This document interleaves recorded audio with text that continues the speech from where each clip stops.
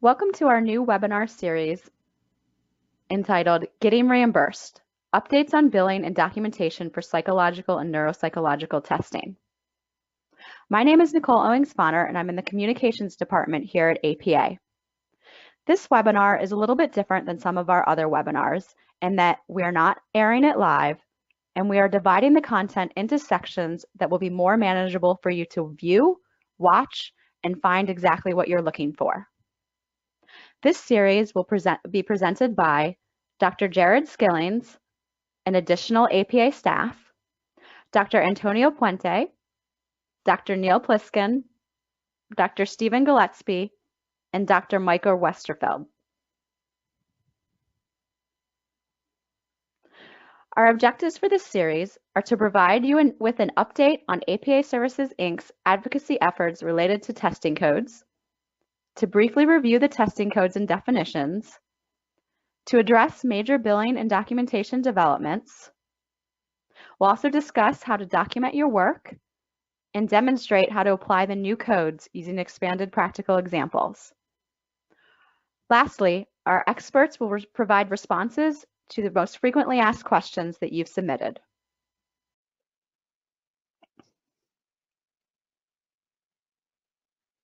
Okay, so now let's move away from that clinical example and let's deconstruct the different stages of the psychological and neuropsychological assessment.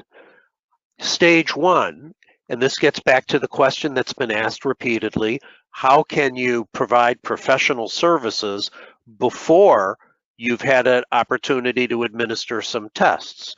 And again, this emphasizes that in stage one, which may be very brief, or it might be extended depending on the circumstances, involves the pre-service work of record review, clarifying the referral question, and making your initial test selection.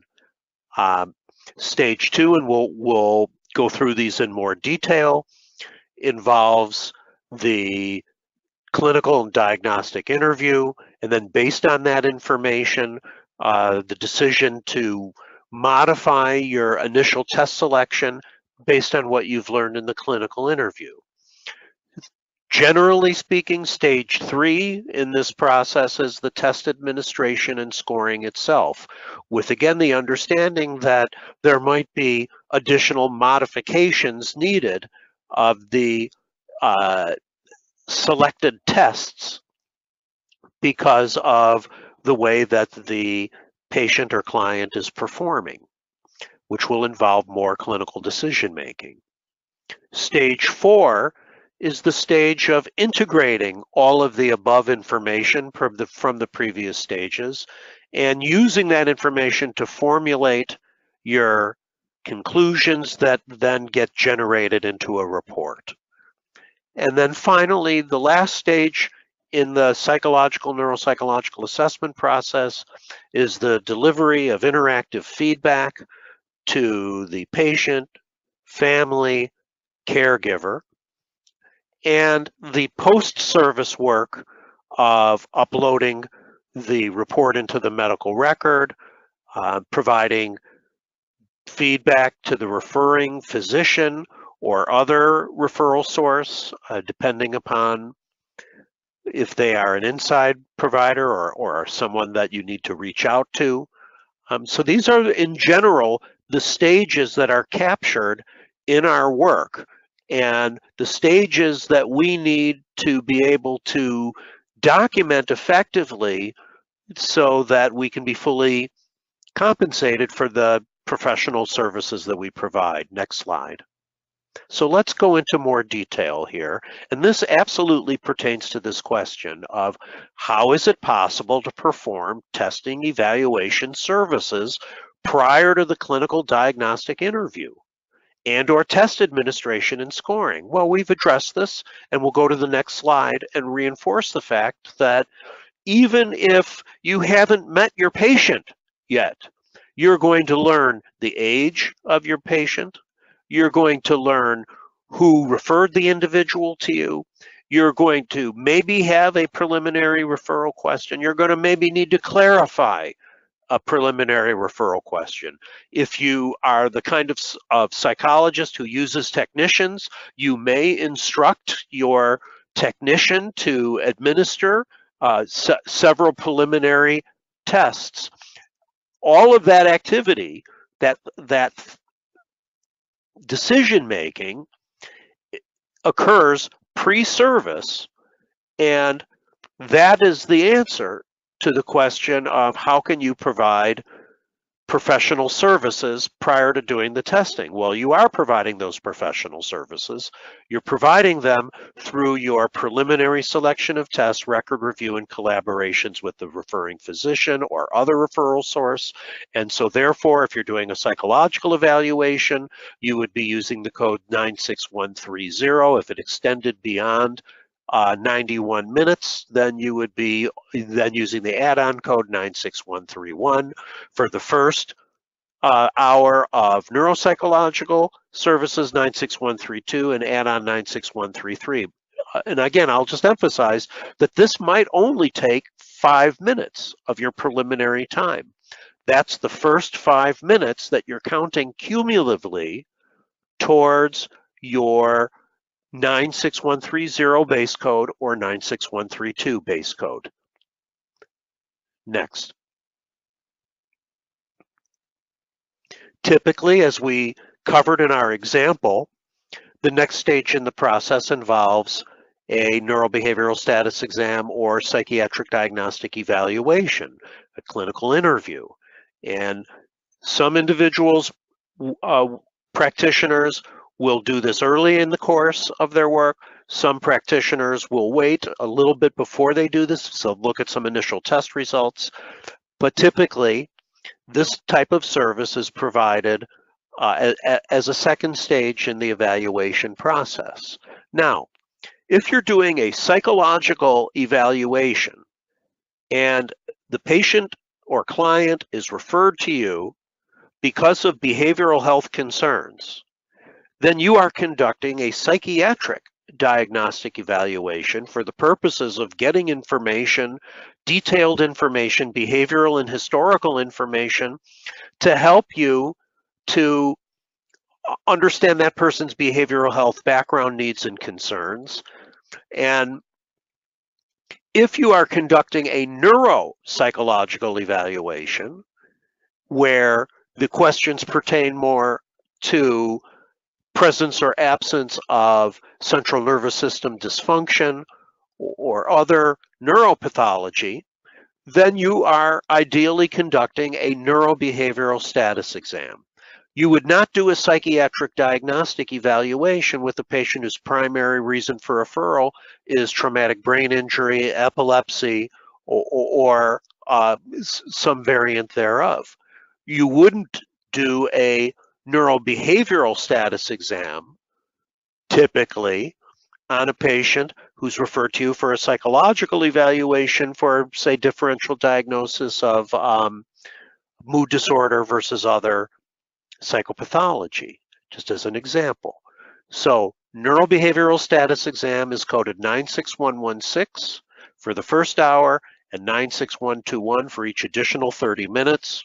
Psychiatric diagnostic evaluation, 90791 is not a time-based code. It hasn't changed. It's the same code that it has always been since the new psychotherapy and behavioral codes were published.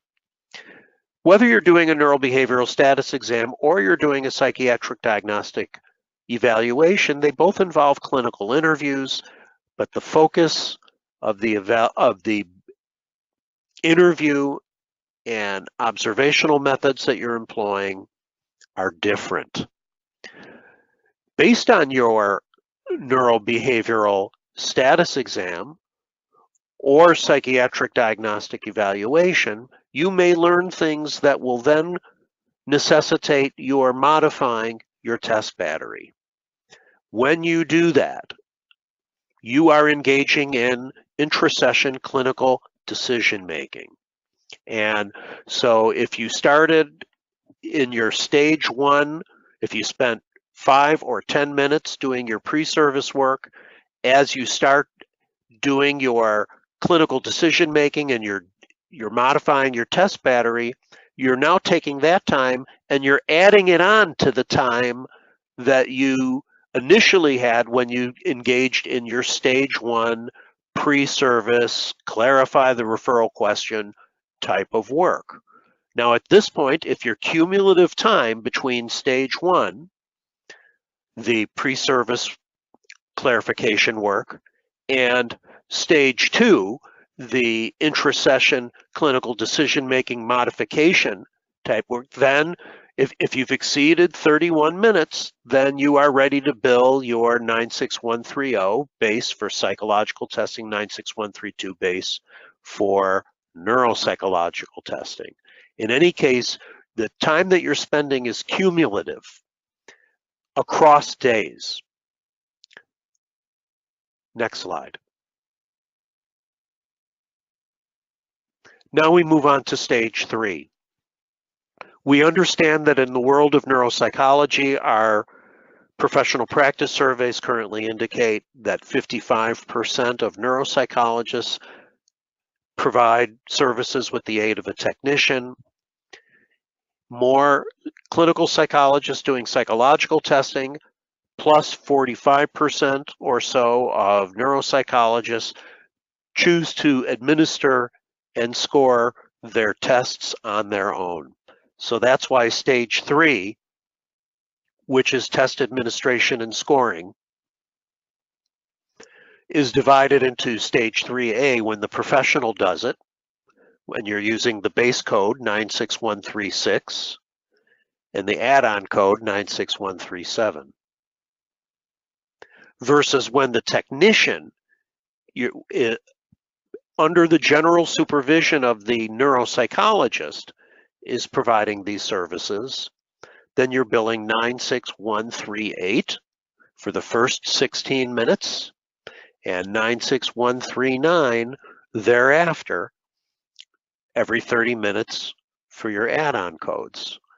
Now, one key difference here is that if you're a psychologist or neuropsychologist who uses technicians, then you, under your general supervision of all aspects of that technician's work, you're reviewing the data that are being collected, and perhaps you're making further modifications of the test battery based on the administration and scoring of the tests to date. So, for example, you discover that your patient is less literate than you thought. You have to modify the test battery yet again. So when using a technician in stage 3B and the psychologist and neuropsychologists providing supervision for that technician, there might also be additional testing evaluation services provided by the professional in the context of intra-session clinical decision making. If so, that cumulative total that you're adding to each time you engage in professional services, you are tracking that intra-session clinical decision-making time, and you'll be recording the start and stop times as we showed in the example and will show again in a few minutes. Now, turning back to stage 3A, the professional administering the testing, that is all billed under 96136 and 137. And you see there the activities involve the administration and scoring. So that's the non-face-to-face time as well. And when you're looking at stage 3B, when the evaluation is complete, your technician is engaging in test administration and scoring services, and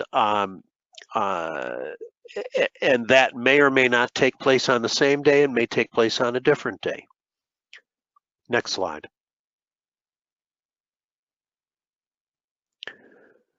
Now you've reached the point, as we discussed in our clinical example, where you have the results of your neurobehavioral status exam. You have your psychological and neuropsychological test results. You have your behavioral observations. You have information from the clinical interview. And you have if you're fortunate, medical or psychiatric records available to review. Now you're engaging in the uniquely professional service, the testing evaluation service of integrating, interpreting, and using that information to generate your conclusions, recommendations into the form of a report. We are not suggesting here that this code is used for report writing per se. This code reflects the professional services provided by the psychologist in integrating and interpreting all the available information, and that process of integration and interpretation and formulation occurs in the context of generating a report. So we're not talking about transcription here. We're talking about the professional activity of integration, interpretation of all the information, and then incorporating that and generating a report from that. That will be billed as either 96130 and 96131, depending on how much cumulative time you've spent to date. If you've exceeded 31 minutes to date, then you're ready to start billing your add-on codes, 96131 for psychological evaluation and 96133 for neuropsychological evaluation services. Next. The final stage, stage 5, as we discussed in our example, is the interactive feedback with the patient and family.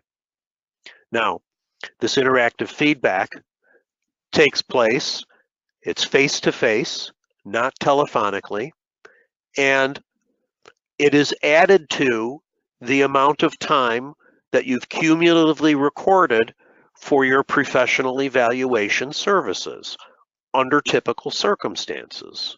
And then under typical circumstances, the report, your final professional act, your post-service work would be inputting that report into the electronic medical record. However, we also understand that there are some feedback sessions that take more time, are more complicated, occur after an extended period of time, and under those circumstances, then you would be engaging in maybe having to go back and review your report, or the service that you're providing is more extensive, such that a new base code could be used under those circumstances, a new 96130 or 96132. Typically, the interactive feedback with the patient occurs in the context of the episode of care, and that would just be added to your cumulative total for the entire evaluation. But under circumstances that are more complex, more lengthy, more time interval between when the evaluation took place and when the feedback session took place, greater than 8 weeks, then you would then reintroduce a new base code for that service. And then finally, next, here's how you would record it. Similar to our example, you're not recording your activities chronologically. You're recording your activities by activity. So that's all of the time that you spent in your interview and assessment, which took place on day 1. But your testing evaluation services, if you look at that middle section, have start and stop times that are face-to-face and non-face-to-face that take place across day 1, day 2, and day 3. And in this case, we'd also really be saying stages 1 through 5, all incorporated in the testing evaluation services. And then the last grouping is test administration and scoring, start and stop times, and the different dates listed. So again, at the end, you're producing a billing services summary that an individual who needs to understand what activities were provided and when and for how long will be able to look at this billing services summary chart and detect that. And one final point to make. Note that base codes for the clinical interview section, the testing evaluation section, and the test administration and scoring section are always 1 unit. You would never bill more than 1 unit of the base code.